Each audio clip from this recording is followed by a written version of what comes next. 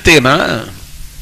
யார்விடம் வர வேண்டும், யார்விடம் வரக்கூடாது என்றும் எனக்கு ஒன்றும் அக்கறை இல்லை. ஆனால் மதத்தின் பெயரால் இந்த மண்ணில் ஒரு சொட்டு கண்ணீர் சிந்திவிடக் கூடாது என்பதிலே நான் மிகுந்த அக்கறை உள்ளவளாக இருந்தேன். ஒரு உண்மையை செங்கோட்டையில் சொல்லிவிடுகிறேன். பாபர் மசூதி உடைத்து நொறுக்கப்பட்டு நாடெல்லாம் கலகத்திற்கு கால் முளைத்து இரத்தம் ஆறாக பொழிந்த அந்த கருப்பு நாளில் கூட இந்தியாவில் ஒரு மாநிலம் அமைதியின் மடியில் இருந்ததென்றால் அன்றைக்கும் எங்கள் அம்மா ஆண்ட தமிழகத்தில் மட்டும்தான் அமைதி நிலவியது. ஆகவே 24 இஸ்லாமிய அமைப்புகளோடு மனமிட்டு பேசுங்கள் என்றேன் கமலிடம். நான் கமலஹாசனை மதிக்கிற நண்பர்கள் செங்கோட்டையில் இருந்தால் உங்களுக்கு சொல்லுகிறேன், கமலஹாசன் நல்ல கலைஞன், விதவிதமான பாத்திரங்களுக்கு உயிர் தந்தவன், நடிப்பின் உச்சத்தை தொட்டவன், நிரந்தர இளைஞன். அதையும் தாண்டி சொல்லுகிறேன், என் தமிழ் சினிமாவுக்கு என்றைக்காவது ஒரு நாள் உலக அங்கீகாரம் கிடைக்குமானால் அதை வாங்கி தருகிற வல்லமை என் அண்ணன் கமலஹாசனுக்கு மட்டுமே உண்டு என்பதையும் இங்கே பதிவு செய்கிறேன்.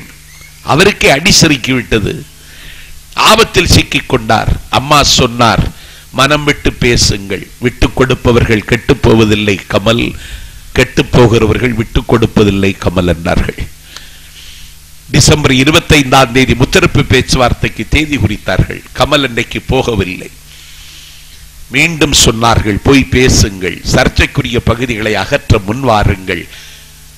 ஜனநாயக பண்போடு அம்மா சொன்னதை அங்கீகரித்து கமலஹாசன் 24 இஸ்லாமிய அமைப்புகளோடு பேச்சுவார்த்தை நடத்தி சர்ச்சைக்குரிய பகுதிகளை அகற்றுவதற்கு வெளிப்படையாக முன்வந்து 520 தியேட்டர்களே விஸ்வரூபம் திரையிடப்பட்டதென்றால் இது எங்கள் அம்மாவின் விஸ்வரூபம் என்பதை மறந்து விடாதீர்கள். இது யாருக்கும் வராது. கருணாநிதி கமல்கிட்ட ரூபா கேட்டிருப்பான், வெளியே ரூபா கொடு, ரூபா கொடு, அதை எழுதி கொடு, ஆழ்வார்பேட்டையில் ஒரு இடம் இருக்குல்ல அது கூட எப்படிமா பேரம் பேசுவான், பயங்கரமான அளவன், அது செய்திருவான். அம்மா கரெக்டா இருந்தாங்க. இதுதான் ஆளுமை தர. ஆட்சியின் மாட்சியை குறை சொல்ல முடியாது, ஆளுமை திறனை பாருங்களேன். ஆளுமை திறன் அப்படி இருக்கணும், துணிச்சல். ராமதாஸ் என்ன மிரட்டுறான். பூதத்தாழ்வார் பாடிய இடம் மாமல்லபுரம், ஆழ்வார்கள் மங்களாசாசனம் செய்த இடம், இந்திய அரசாங்கத்தினுடைய தொல்லியல் துறையினுடைய பாதுகாப்புல சிற்பங்களினுடைய கலைக்கூடம், சித்திரை முழுதளவு பெருவிழா. அங்க போய் கோவில் உச்சியில கொடியேற்றிட்டு வந்துடும்.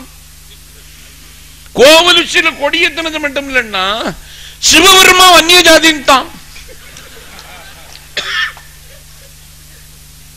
சிவபெருமானும் பார்வதியும் வன்னிய ஜாதின்னு தான்.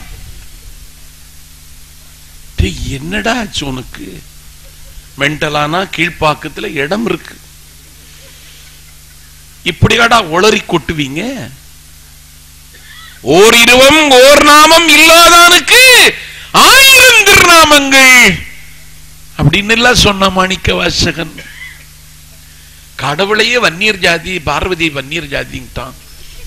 அப்ப விநாயகர் முக்குலத்தூரா, முருகன் முதலியாரா? என்னடா அக்கிரமை இது? இப்படி சிந்திக்கிறியே, அவனை கை வைக்க முடியுமா? கை வைக்க முடியாது, பயந்துருவான். காடு வெட்டி குருன்னு ஒருத்தன் இருக்கான், பயங்கரமா இருப்பான். ஆளை பார்த்தாலே வண்டலூர் மிருக காட்சி சாலையிலிருந்து வரவன மாதிரி இருப்பான். நீ முடிச்சுட்டாங்களே. கருணாநிதி மாவட்ட சொல்றான், நீயும் நானும் இணைய வேண்டிய நேரம் வந்து விட்டதுங்கிறான். இப்போ நல்ல இணைங்க, நல்ல இணைங்கடா, எதை வாங்கி அனுப்பணும்னா நானே அனுப்புறேன். இதெல்லாம் இங்க எடுப்படாது. அவங்க அதை பார்க்கல.